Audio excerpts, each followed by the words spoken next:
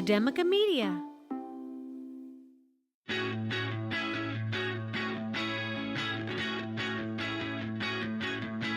From Academica Media Studios in Miami, Florida, it's Big Ideas in Education, a weekly recap of inspiration and innovation in your schools. Hello, education lovers. Welcome to this week's installment of Big Ideas in Education. I'm Ryan Kairalla from Academica Media, and boy, do we have a great guest for you this week. Joining us on the show is Ulysses Navarrete. Our guest was recently selected as the new executive director of the Association of Latino Administrators and Superintendents. The ALAS National Conference on Education will be in Portland, Oregon this year from October 9th to 11th. And you can find out more about the conference and about our guest's work by visiting alasedu.org.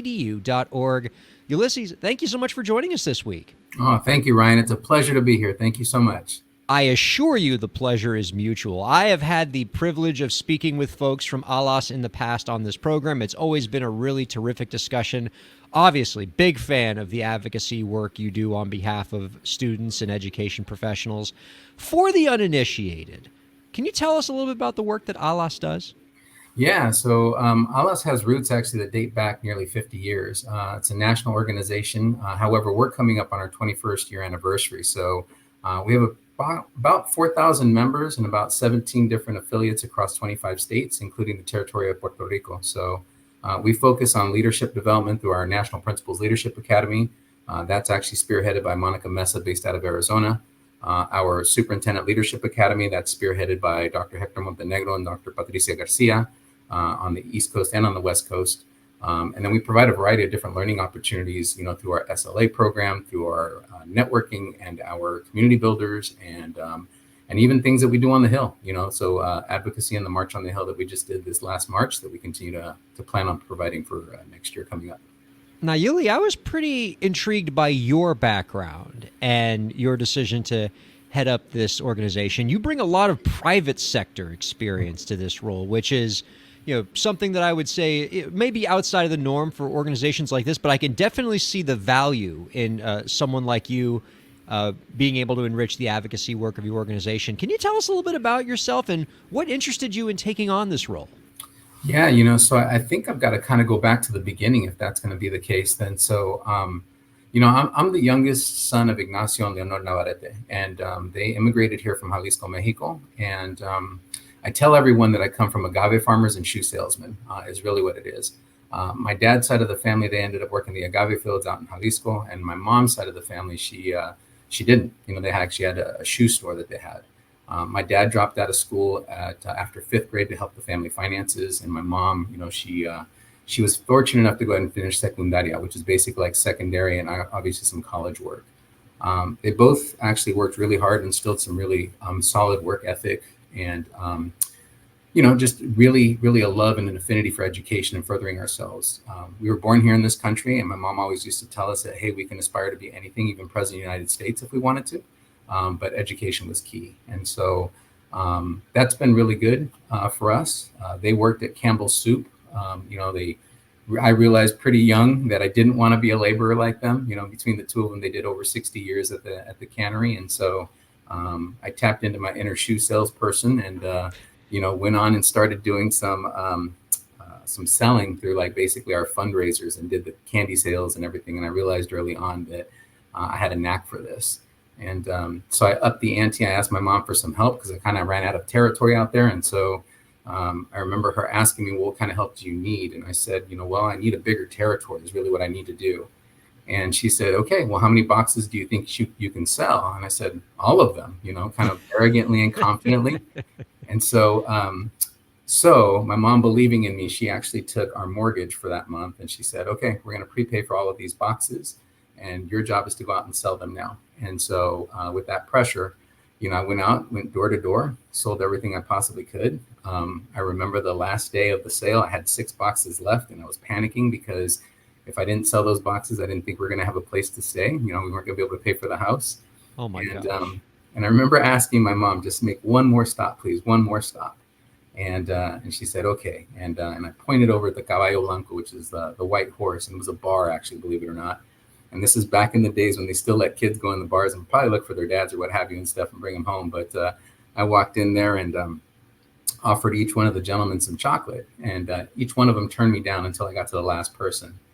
And I remember he said no, and he kind of turned his back to me. And I turned to him and I said, well, don't you think your wife would probably be less mad at you for drinking, if you bring her home some chocolate? And then he turns to me and he's like, you know what, kid, I'll take a box. And then I'll take a box and I'll take a box and I'll take a box. And so I stole every single one of them. So everybody at the bar was like, this is my situation. This kid hit it, right? That's exactly wow. it. Talk about knowing your customer, huh? Well, and that's exactly what it led to. I mean, I think that for me, I learned two things that day. One of them was that, I had this incredible work ethic. I don't know how to give up, really. You got to keep on trying, you got to keep on plugging away. And the second one was about MIATA, and it's a personal mantra. It wasn't that back in the day, but it's the first day that it hit me, and it's make it about them always. And, it's my sales abilities really opened up some incredible opportunities for me because I always made it about my clients. I always made it about other people. It's a call to service, and it's a really call to help and support. And so it really opened up some really cool doors. And the first time I was introduced to Ulysse was actually through Arizona Ulysse. And so here I am in this room full of Latino leaders being in awe of all these folks that are making a difference for Latino kids. And I was impressed. And so I wanted to join, and I did. And so I spent the next 20 years really just kind of building relationships with everyone and supporting the organization through the companies I worked for, and really made the transition from being a quote unquote vendor to really being a partner and a thought leader, amongst them. And really just kind of helping them out, whether it was my product or not. It's always there to help a hand and lend a hand and kind of offer that support and help. And so that call to service, that being of service, that just continued to be my motto. And that's what it's all about. And so when this opportunity came up for Ulysse, I thought, why not? Get off the bench, get into the game. Let's go ahead and do something for everybody and bring that expertise that we have from the professional world into this world, because although we're a not-for-profit, we are still a company that needs to be run that way. So, yeah. I would be committing interviewer malpractice if I didn't go back to that gem that you just dropped a little bit earlier about your personal mantra, MIATA, make it about them always, which it sounds like it was a lesson that you learned from your days in sales and wanting to make it about your customers. But from what I'm hearing, you've kind of translated that into your new work in education and public service. So what does MIATA mean in your work in the education sector? Who is the them? Is the them the superintendents you serve? Is it the students? Is it the parents? What does MIATA look like now in your new role? Yeah, no, great question, because originally it started out as basically making it about the students first. Mm-hmm. When I worked for the different companies, we were always providing products or services that were going to help improve outcomes for students out there. And it was them. It was basically making decisions with them, the students, in mind. Now it's about making it about them, our principals, our central office administrators, our superintendents, making it about them, helping them to actually be able to get the resources that they need, the training that actually needs to happen, the representation that we need in all the classrooms. It's about them. And the only reason why it's about them and not the students necessarily is because the students need to see more of them so they can see themselves and see themselves growing into these roles, because we're underrepresented, to be quite honest with you. I think actually in the principalship, in central office, as well as in the superintendency. So the them is kind of shifted that way. Ultimately, at the end of the day, it does fall back on the students, because if we have more of them running the office and kind of running superintendency in the districts, we'll have more students aspiring to that. I mean, speaking of your private sector experience, what you just brought up there sounds pretty similar to what I've heard a lot of CEOs say about, who's most important to them, right? I've heard CEOs say before, when asked, like, what's the most important group in their company? And you'd think they'd say the customers. Mm-hmm. And they almost always say the employees. And I've even heard some CEOs say, I don't even think about the customers. I think about the employees, because if I make sure the employees are happy and taken care of and have what they need, they're going to take care of the customers, because they're the ones interacting with the customers more regularly. And so, right, your focus is on empowering your superintendents, so that they can empower the students, and the administrators, so that those folks can empower the students and be effective for them. I mean, that sounds like some good private sector thinking that you were able to bring into your new role here at Ulysse. Yeah, it's a very Richard Branson-esque type of approach to this, from Virgin Atlantic, Virgin Global, Virgin, International, whatever it is, Galactic, I think is what he's up to now. But realistically, if we don't take care of our folks at the top, they can't take care of our kids at the bottom. And so it's a very, very variable approach that way there too. It also speaks to the types of partnerships and sponsors and supporters that we need, the allies that we need across the world. Is if we keep them happy, they can continue to create wonderful things that'll help outcomes for our students also. I know you're early in the role, and so maybe this isn't even a fair question to ask you, but I know you've given lots of thought to this. As you enter into this role right now, what are the big priorities? What are the major initiatives that you want to get off the ground, that you want to start doing to put points on the board for your organization? Yeah, that's a great question. And so everyone thinks that, I've only been on the job, today's the 12th, so it'd be a total of 43 days, so. Not exactly a grizzled veteran yet. Yeah, no, not exactly yet. However, I started the role the day after I was offered the position. Any good leader out there will go ahead and start coming up with their 30, 60, 90-day plan. And that included a lot of things going on in the background. So you start mapping it out, just like any of our great superintendents do. They get out there and they really start thinking about what the community has to offer. And so my top 3 priorities coming in here were basically building community with my affiliates. We're creating alliances with our partners and allies, and then reigniting progress. And what that looked like in those 33 months before I actually officially started is we did a listening tour. And I say we, as I did this together with my folks. And I say my folks, my affiliates.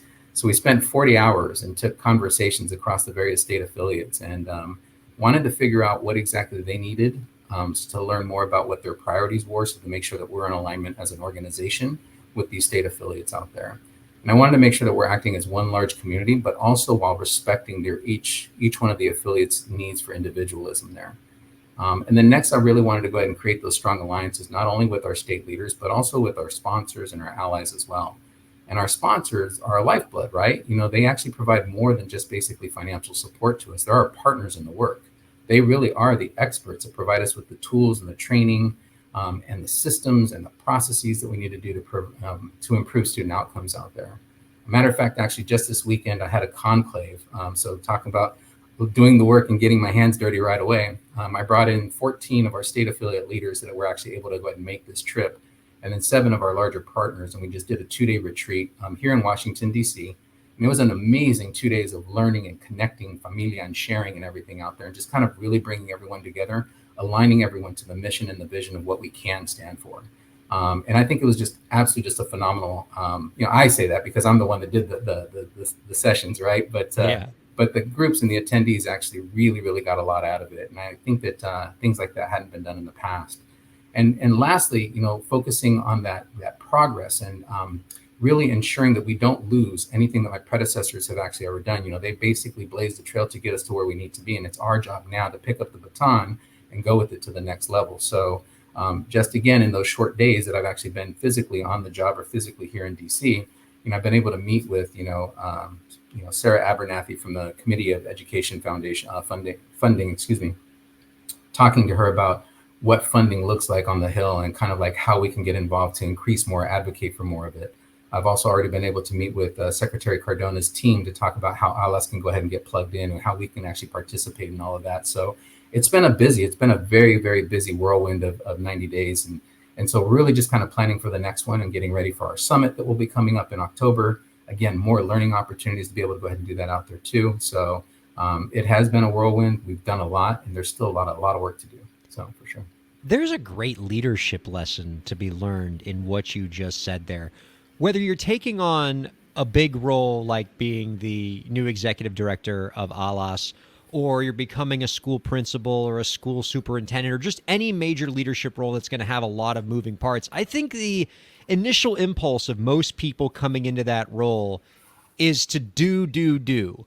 Set the tone. Here's what I'm going to do. Start telling people what to do and just, start moving things forward. Just, got to get constant motion, got to set my imprint. And what you're telling us, which I think is such an important leadership lesson, is the first thing that you should be using with those first 90 days on the job is not your mouth, but your ears, is getting together with all of your stakeholder groups, internal and external, getting them all together and listen to what their concerns are, what their problems are, what their pain points are, have them communicate to you and help them help you set the tone of what your vision is going to be for the organization. That's so important. And boy, it sounds like you really have put that together in the early days here.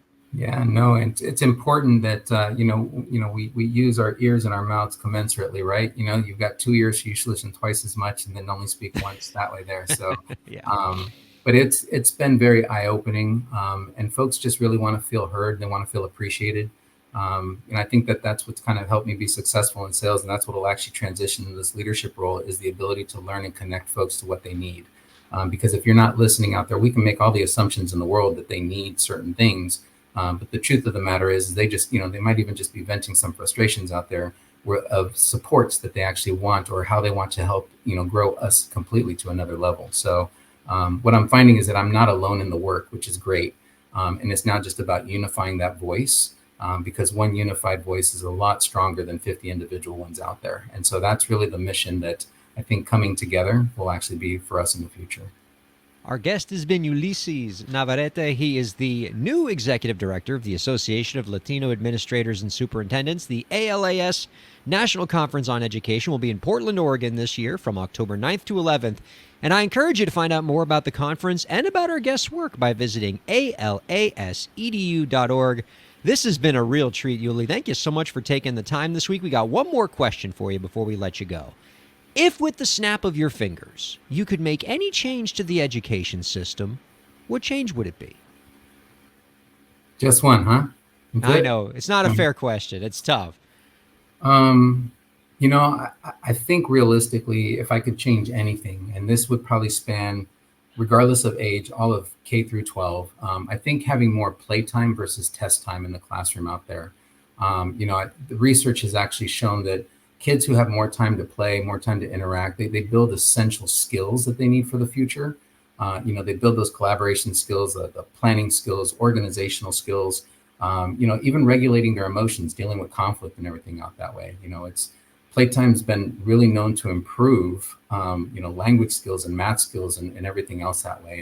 And honestly, coming from a time when we actually had, morning school break, and then we had lunch, and then we had an afternoon school break, I think we got a lot of really great playtime, and I turned out okay. I mean, my office is now just about 4 blocks away from the White House and everything, so my mom does embellish a little bit. She basically tells my aunts and uncles, my tios and tias, that I'm neighbors with the Bidens. And I'm like, Mom, it's really not like that. But sure, actually, she's very, very proud of that. So, but I just think that for future generations, more playtime versus test time, is really going to help them out and help them develop those critical skills for their futures. I'm a big advocate for that. For all the reasons that you described. And I can't tell you how heartening it is to hear somebody in as high up a role as yours holding that point of view. It suggests that, we could see a lot more policy response in that area. That's great. Ulysse, this has been a real pleasure. Thank you so much for being on the show this week. Thank you, Ryan. I really appreciate it. Thank you for the opportunity. And thank you all for checking out Big Ideas in Education. We'll see you next week.